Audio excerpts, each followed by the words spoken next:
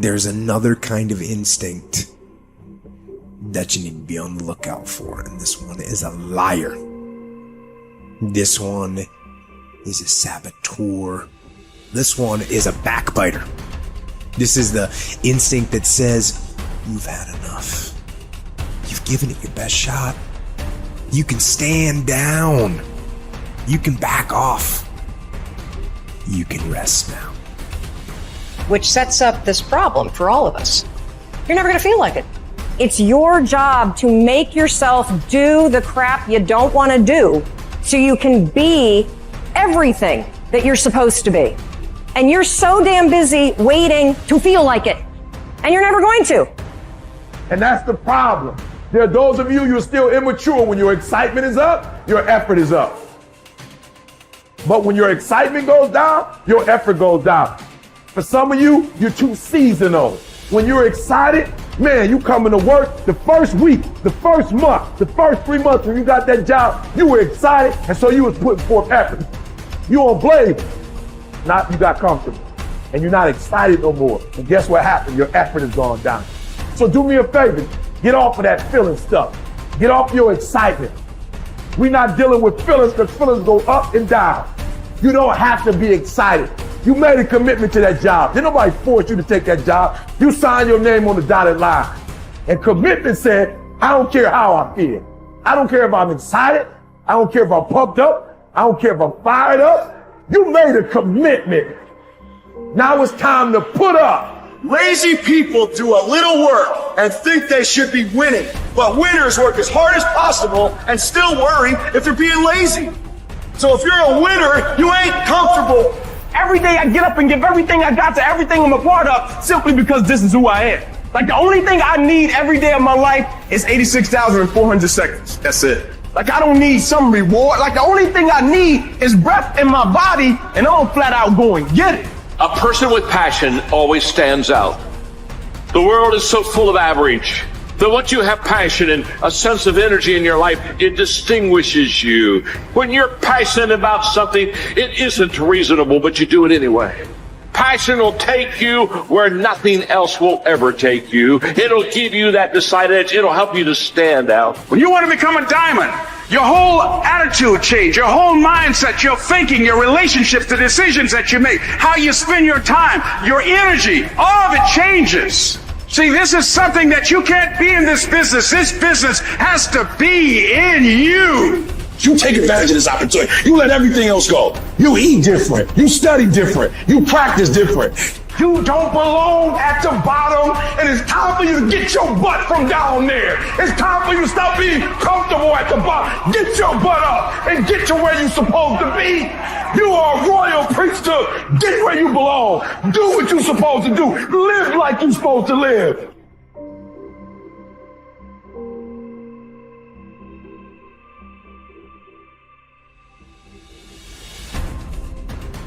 Get better every day.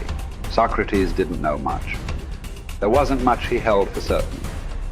But he was sure, he said, that we cannot remain as we are. It doesn't matter who you are. It doesn't matter what you've done. Nobody is as good as they could be.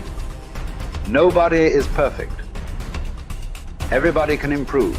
There are few self-fulfilling prophecies more important or more dangerous than this.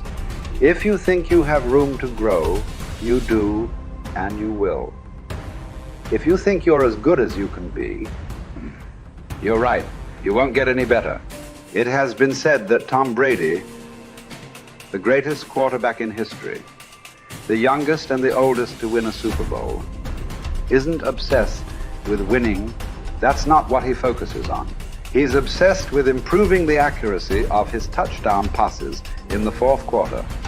He's obsessed with getting a little bit faster at releasing the football. He's not willing to stay the same, even though that same is very consistently the best in the league. The process of getting better, that's his drug. That's the dragon he chases. That's how he is able to defy aging and all expectations. The Japanese word for this is kaizen, continual improvement. Always finding something to work on, to make a little progress on. Never being satisfied, always looking to grow. Revolution, transformation, That's what amateurs chase. The pros are after evolution. If the first step is just showing up, committing to doing something each day, then the next step is finding something to focus on getting better at each day. And in this, where cumulative improvement meets compounding returns, we can harness one of the most powerful forces on earth. Think about it. Most people don't even show up. Of the people who do, most don't really push themselves. So to show up and be disciplined about daily improvement. You are the rarest of the rare, and if improvement sounds difficult, how about just making fewer mistakes? This is what Gehrig's manager said about him. The secret to Gehrig's incredible trajectory as an athlete wasn't just his commitment. It was that he never made the same mistake twice. The guy who began his career blowing at least one play per inning improved to one mistake per game, to one per week, to one per month. To err is human. But to err is each day is to become closer to the divine. We not only hold ourselves to a standard, but we ratchet the standard up as we go. Just as with weight training, what we're lifting should be steadily increasing with each subsequent workout. Our unwillingness to be satisfied with our performance, to be done with our progress, is what keeps us from plateauing. It drives us forward. Is it a little discouraging that we never seem to arrive? That our standards rise just out of reach of our abilities? Absolutely not. We move the goalpost so the game doesn't get boring, and more important, so it never ends. Ultimately, this brings us more pleasure and more satisfaction. We reach heights we'd never have been able to see otherwise. Do you want to be rotting or ripening? Are you getting better? Because if you're not, then you're probably getting worse. Anyone, whether they're a professional athlete or a house cleaner, can get better at their job. You can get better at being a person, a citizen, a son or a daughter. You can get better at how you think, how you focus, what you think about. Just as one person delights in improving his farm and another his horse, Epictetus would say, riffing as it happens on Socrates, so I delight in attending to my improvement day by day. He said this as a man who clawed his way out of slavery. He said this from exile. He said this as one of the wisest men in the ancient world. And still, he was focused on how he could get better every day, in every way. One can imagine that for Epictetus, this discipline would have been extremely helpful in those dark times, because it gave him something to focus on, something only he controlled, not his master, not society, not his station in life. But this discipline is also helpful in the good times too, preventing one from getting too cocky or complacent. It doesn't matter what the scoreboard says, or the bank balance, or the sales figures, or the headlines. You know whether you're getting better or worse, whether you're making progress day to day. And if you are, wonderful. If you know there is room for improvement, also wonderful. Either way, your marching orders are the same. Come what may, success or failure, fame or misfortune. A focus on progress lets us look ourselves in the mirror with pride and ignore all the commotion in the background. It's the journey of a lifetime. In fact, that's the way to think about all of this. How much progress could you make if you made just a little each day over the course of an entire life? What might this journey look like? Where might it lead if each bit of progress you made presented both the opportunity and the obligation to make a little more progress, and you seized those opportunities, you lived up to those obligations each and every time? Will you choose to take this journey? Will you continue on, even when you've reached further than you ever thought you could go? Or will you stop there? Are you going to keep practicing? Or have you decided that this is good enough? That you're good enough? Will you remain as you are? Or become what you're capable of? Because once you stop getting better, there's only one direction to go.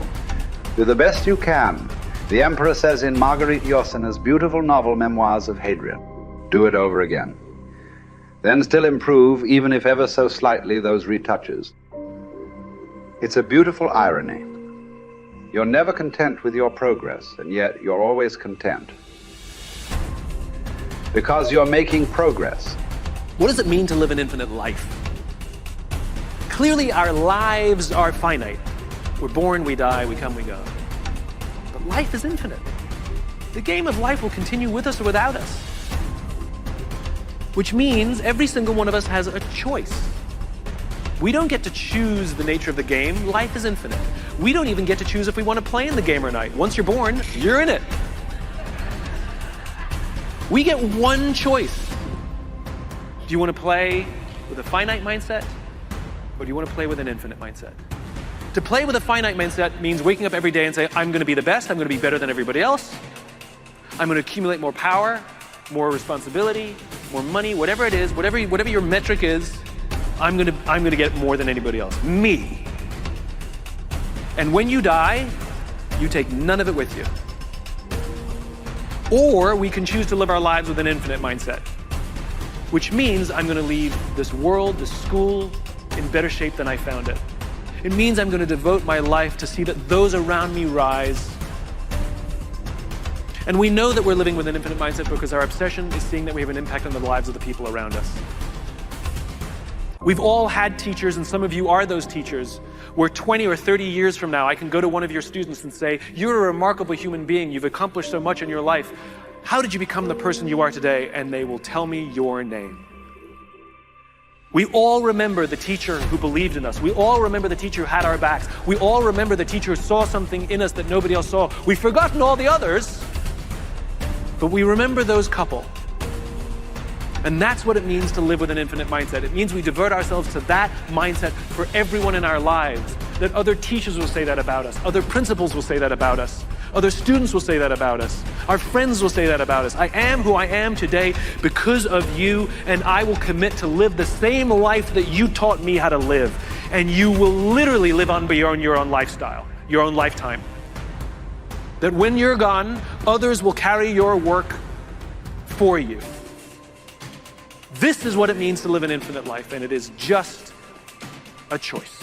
Nobody changes until they change their energy. When you change your energy, you change your life. It's the way it is. When you stop using your enemy to reaffirm your addiction to hatred, when you stop using your best friend to reaffirm your addiction to suffering, when you stop using your Facebook to reaffirm your addiction to insecurity, when you stop that whole process and you start going inward and you're no longer relying on those outer things that create those emotions, and you start creating those inner emotional states, you start changing your energy. Now, whatever is no longer a vibrational match between you and that past, present reality is going to fall away. Right. They're just going to spiral out. You're no longer putting your attention on them. In other words, the stronger the emotion you feel with some problem in your life, the more you give it your attention. Where you place your attention is where you place your energy. You're giving your power away, your life force. Lower the volumes of that emotion, you take your attention off that person, you're calling energy back to you. And you're building your own electromagnetic field. We've seen the evidence of that in many events, because when people start overcoming themselves, the first day, not always, but the energy of the room will drop. Why? Because they're drawing from the field to build their own field. Now when they build their own field the next day and the fields start interfering with the people next to them, whoop, the energy in the room just keeps going up. So now there's no longer a vibrational match between you and your coworker. Be prepared, because that old known thing is going to fall away because you're no longer emotionally and energetically connected to it. So then when you get in that state, it's not a time to try to put it back together, because at the same time these things are unraveling and they're moving towards chaos, and chaos is just unpredictable order. Right. It's novelty, the newness of an experience that you can't predict is chaos. If you apply the formula, and all potentials in the quantum field exist as electromagnetic potentials. They are possibilities. When they begin to synchronize coherently, your brain and heart, you got a strong Wi-Fi signal, because now you're putting out a very laser coherent signal. Right. When there's a synchronization between your energy and that potential that exists in the future, but it really exists in the present moment, because that's where they exist in the quantum. Now you start to see synchronicities in your life, and those are breadcrumbs from the field, like keep going, you're onto something.